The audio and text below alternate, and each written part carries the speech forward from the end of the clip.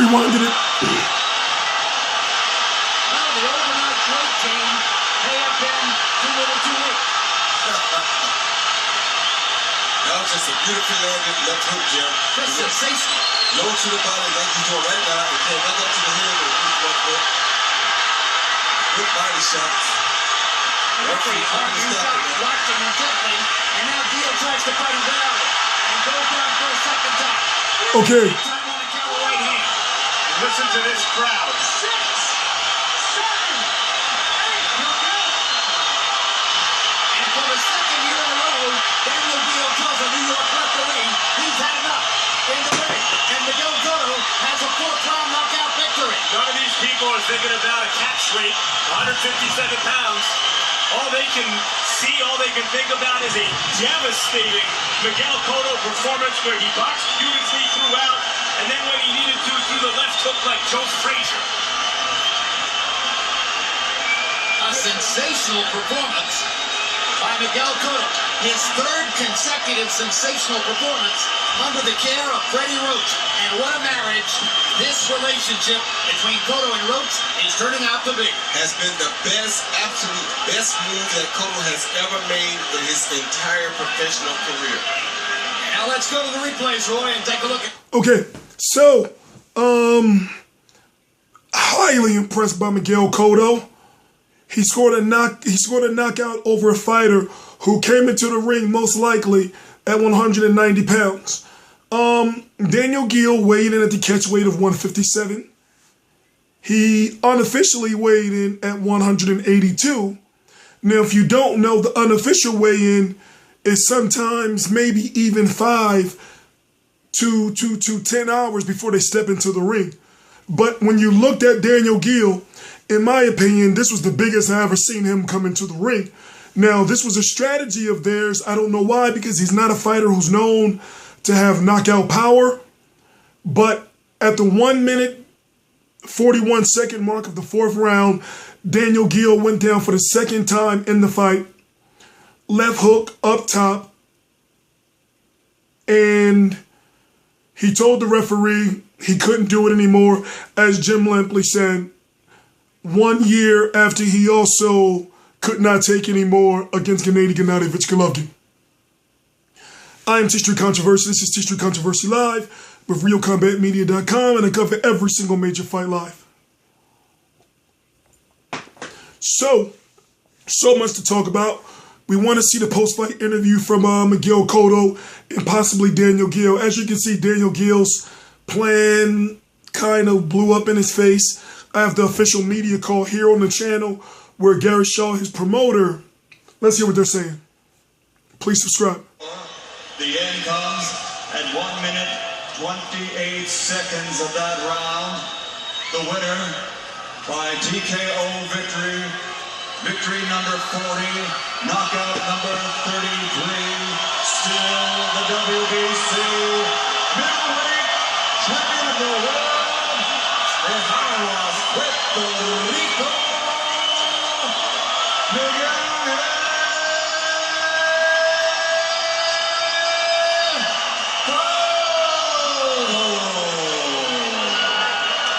Gennady Golovkin is there in the Barclays Center. The face of Melissa Cotto, and one of the bigger smiles that you'll ever see on the normally taciturn face of Miguel Cotto.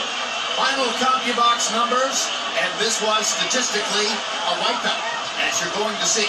Cotto landing twice as many punches as Geale, landing at a 37% overall rate, throwing 56 more punches than Geale in a little bit less than 4 rounds. Okay, see, he wasn't even going to tell you what the numbers are, so I'll tell you right now. Just then Geale. Sometimes I think Jim Lampley be drunk. Anyway, 68 of 183 total punches, 37% for Miguel Cotto. Daniel Geale, 33 of 127, 26% for Daniel Geale. Geale. In a little bit less than 4 rounds. Power shots. And Cotto landing only 39% of the power shots. Might have looked for a little bit higher percentage there, but when he got his left hook in here and landed it in each of the 4 rounds, he hurt Geale every single time he touched him with the left hand. So 43, and this is power punches, 43 of 110 for 39% for Miguel Cotto, 22 of 50 for Daniel Geale, 44%. And CompuBox Punch Zone now shows us where the punches landed. All right, let's wait for the post-fight interview. So now the interesting thing is, before we hear from Miguel Cotto, I guess we want to ask ourselves, who is next? Now, him weighing in at 153.6 pounds, that makes me think, well, maybe he's sending a message to Floyd Mayweather, look, I can still fight at 154. Maybe he wants to make Canelo fight him at 154, and basically, because Canelo has fought his last 3 fights at 155. Performance. Seems like ever since you hooked up with Freddie Roach, the old Miguel Cotto is back. What is it like to score a knockout like that in New York City, where you scored so many memorable wins? You know, being here after 10 hard weeks in LA, training with Freddie, and perform like that just make me feel like the Miguel from the 2000s, you know, 2010, 2004.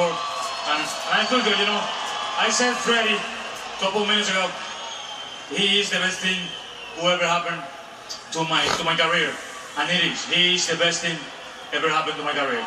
What is it about Freddie that's enabled you to rediscover this fighter, this guy who comes in and destroys opponents with left hooks to the body? Freddie is a humble, simple guy who always came with his best, trying to get the best from you, and having that from him just made me be better every day. Miguel, we all know you're able to box, and you were boxing very well in the first round, but when you got back to the corner, Freddie seemed to want to see some more aggression from you. What were you thinking at the end of that first round? I just started to establish my own path of fighting, and I think we did it well, but Freddie just pulled me to get more and more. That's his style, and that's what I like about him. Were you trying to set him up with the left hook upstairs?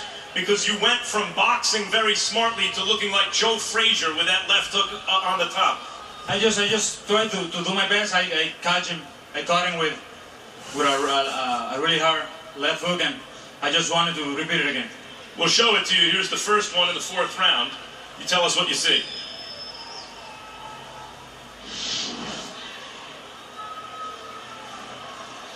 Ooh, headbutt. Moving to my left, and he just pulled his right hand down, and that was the perfect movement for my left. How have you been able to carry the punching power up to middleweight? You have an opponent tonight who weighed in over 180 pounds in street clothes by the time you stepped in the ring tonight. Why do you think you've been able to carry your power up? The smart way we've been working for my last 3 fights in LA with Gabby Mamela, with Freddie Roach, just make me feel like never before, you know? Make me want and ask for more every day and every day. That's the explanation. So now it looks like in your immediate future, you haven't admitted it, but it seems like the worst kept secret in boxing, that Cotto and Canelo will happen before too long. What do you feel about a fight with Canelo Alvarez? I had 44 fights in my whole career. Canelo going to be just another one, the new chapter in my career. But first of all, and before Canelo's fight happened, people want to fight, I want to fight, everybody want to fight, let's do it. But before that, I want to spend time with my family and want to enjoy time with them, and then after that, we'll be back in LA training for Canelo. And this might be in the not as immediate future, but Gennady Golovkin is sitting here ringside, and you just fought a guy who he knocked out recently, and you look just as good knocking the same fighter out. Do you have interest in that fight? Well, why not? You know, but we need to do our fights. Canelo sounds to be the next one, and after that, if Gennady is available and if he wants to fight, I'm available too. Lastly, You fought Sergio at 159 pounds, this at 157. Canelo would seem to be somewhere south of that. Are you a middleweight? Do you consider yourself a middleweight? My weight yesterday was 53.6 pounds. Do you think I'm a middleweight? Doesn't sound like it. I'm not. Thank you and congratulations, Miguel, on a spectacular performance. It's great to have you back. This is the Miguel Cotto. I don't want to disrespect Daniel Geale. Jim? Well, there you have it. Canelo is next. Rock Nation's money is long. So I'm guessing that Canelo is going to be next and Golovkin's going to be paid some type of step-aside money. So Cotto can hold on to his belt. And then depending on what happens, if he beats Canelo, then maybe, you know, they'll start talking up Golovkin. But as it stands right now, looks like he wants no parts of Gennady Golovkin, period. So right now, I can understand to a certain extent, maybe this was a part of their promotional plan as far as Freddie Roach, telling them, listen, let's make sure you weigh in under 154. So, you know, you can get the fans and the media on your side to say that you're not a real 160-pounder. I guess let's just listen to what these guys have to say. Not required to be a middleweight to be sensational against Couple minutes. He's done that twice in a row. Please subscribe and share. Of course, we all know Canelo Cotto is dud-free. That's not Mayweather-Pacquiao. It's dud for that. That's going to be a sensational fight. But just a thought about Miguel Cotto, forget about where he is, fighting at middleweight, 157, a catchweight, whatever. He was such a tremendous fighter coming up. And somewhere along the way, he lost his way. Maybe it was the result of what many feel was Margarito cheating him out of his rightful destiny as a fighter. But whatever the case may be, since he's linked up with Freddie Roach, he seems to have rediscovered that greatness. Didn't have to work this way, people. We never had to see that again, the great Miguel Cotto. But we have it again, and we should appreciate it while it's here, because it really is fun to see. All right, fantastic stuff. So now, while a huge percentage of you prepare to rewind the DVR and watch this again, and maybe again overnight, we look down the road to further action on HBO.